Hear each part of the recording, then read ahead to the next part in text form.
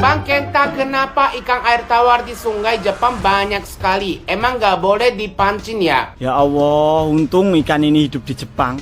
Coba ikan ini hidup di Indonesia, nggak kebayang aku ya Allah jadi apa, komen sendiri kali ya. Bayangkan sebuah sungai yang airnya begitu jernih hingga dasar bebatuan terlihat jelas. Arusnya tenang dan di dalamnya ikan-ikan besar berenang santai tanpa rasa takut. Bukan satu dua, tapi bergerombol, bebas, seolah hidup di dunia tanpa ancaman. Pemandangan seperti ini mungkin terdengar seperti cerita di desa terpencil atau kawasan konservasi khusus. Tapi ini nyata, dan lokasinya bukan di hutan liar, melainkan di Jepang, bahkan di dekat pemukiman warga, di samping jalan raya, dan kadang hanya berupa selokan di depan rumah. Yang membuatnya semakin menarik, ikan-ikan ini bukan langka. Mereka ada di banyak sungai. Populasinya melimpah, ukurannya besar-besar. Namun anehnya, masyarakat setempat justru tidak terlalu tertarik untuk menangkap atau mengonsumsinya. Bukan karena tidak bisa, bukan juga karena tidak tahu caranya, tetapi karena satu alasan sederhana. Mereka menganggap ikan sungai tidak enak dimakan.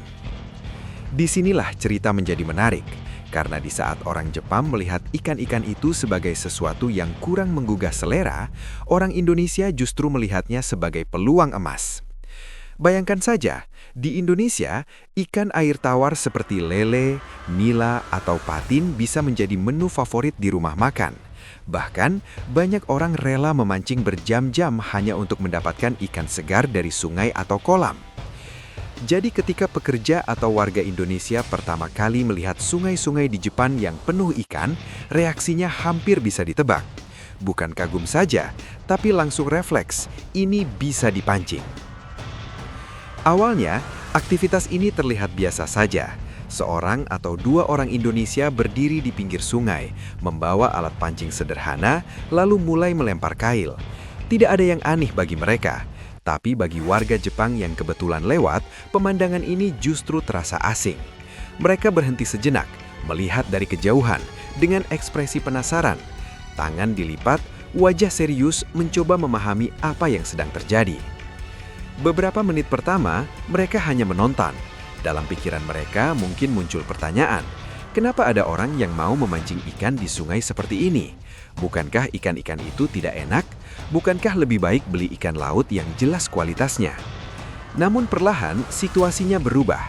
Ketika satu ikan berhasil ditarik ke permukaan, ukurannya cukup besar, gerakannya lincah, dan terlihat segar. Rasa penasaran mulai mengalahkan keraguan.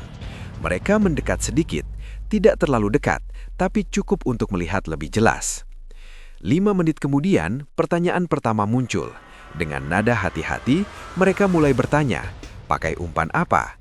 Pertanyaan sederhana, tapi menjadi titik awal perubahan besar. 10 menit berikutnya, suasana sudah berbeda. Yang tadinya hanya penonton, kini mulai terlibat. Mereka tidak lagi berdiri jauh, tapi sudah berada di samping, memperhatikan setiap gerakan. Bahkan mulai muncul ide-ide baru, seperti menggunakan roti dari minimarket sebagai umpan. Sesuatu yang sebelumnya mungkin tidak pernah terpikirkan. Dan disitulah momen yang paling menarik terjadi. Dari sekedar menonton menjadi mencoba, dari merasa aneh menjadi tertarik. Satu persatu mereka mulai membeli alat pancing, duduk rapi di pinggir sungai, melempar kail dan menunggu pelampung bergerak. Tanpa disadari, sebuah kebiasaan baru mulai terbentuk. Orang Indonesia datang dengan niat sederhana, memancing, tapi pulang-pulang mereka membawa sesuatu yang lebih besar. Mereka tidak hanya mendapatkan ikan, tetapi juga mengekspor hobi. Namun tentu saja, Jepang bukan tempat yang bisa diperlakukan sembarangan. Di balik sungai yang bersih dan ikan yang melimpah, ada sistem yang teratur dan aturan yang ketat. Memancing di Jepang tidak bisa dilakukan sesuka hati. Ada regulasi yang harus dipatuhi. Di banyak sungai, seseorang harus membeli izin atau tiket untuk memancing. Harganya bervariasi, biasanya sekitar 1.000 hingga 2.000 yen tergantung lokasi. Tiket ini bisa dibeli di minimarket atau toko peralatan memancing di sekitar area. Tanpa izin tersebut, aktivitas memancing bisa dianggap pelanggaran dan berpotensi dikenai denda. Hal ini mungkin terasa rumit bagi sebagian orang, terutama yang terbiasa memancing bebas di alam terbuka. Tapi justru disinilah kunci dari semua ini. Karena adanya aturan, lingkungan tetap terjaga. Karena ada kontrol, populasi ikan tetap stabil. Tidak ada praktik merusak seperti menyetrum ikan atau menggunakan jaring ilegal.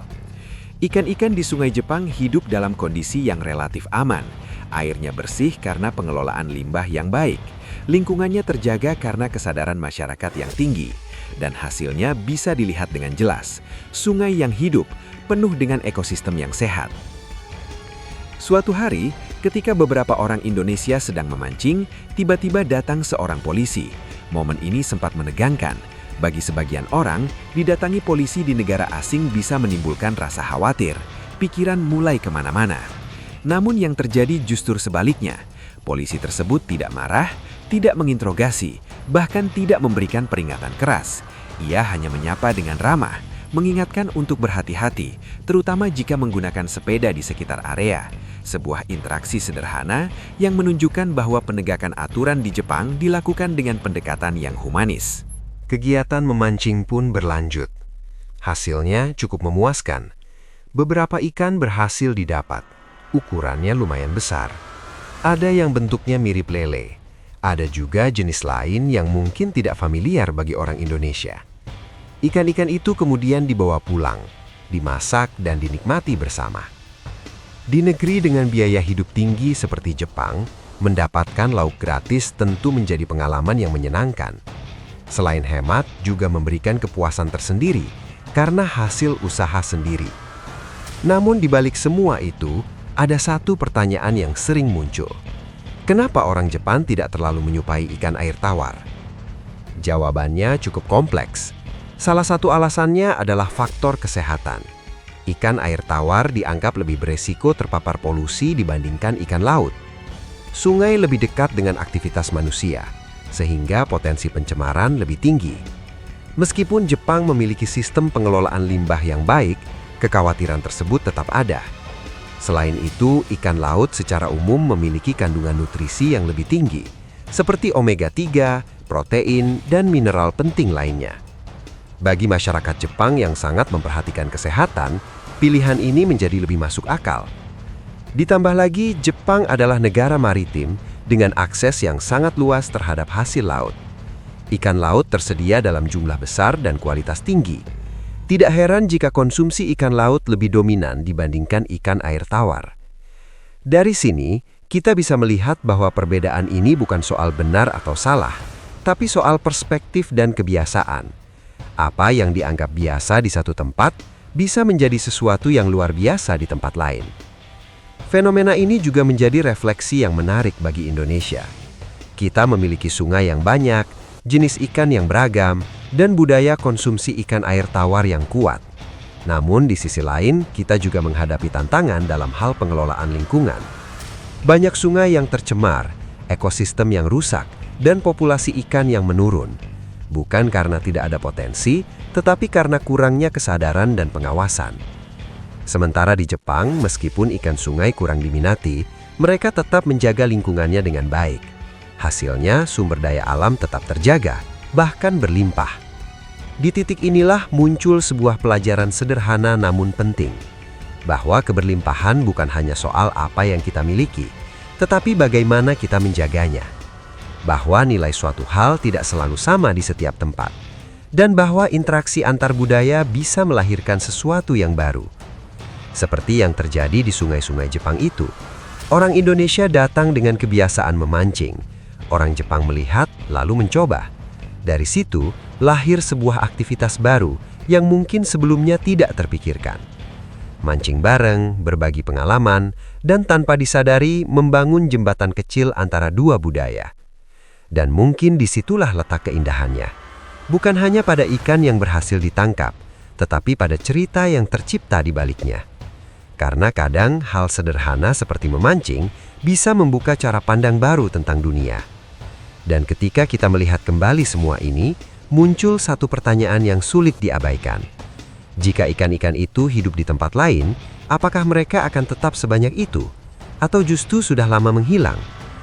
Jawabannya mungkin tidak sederhana, tapi satu hal yang pasti, semua ini kembali kepada kita. Bagaimana kita memperlakukan alam, bagaimana kita menghargai sumber daya, dan bagaimana kita belajar dari apa yang terjadi di tempat lain. Karena pada akhirnya, yang membuat perbedaan bukanlah tempatnya, tapi manusianya.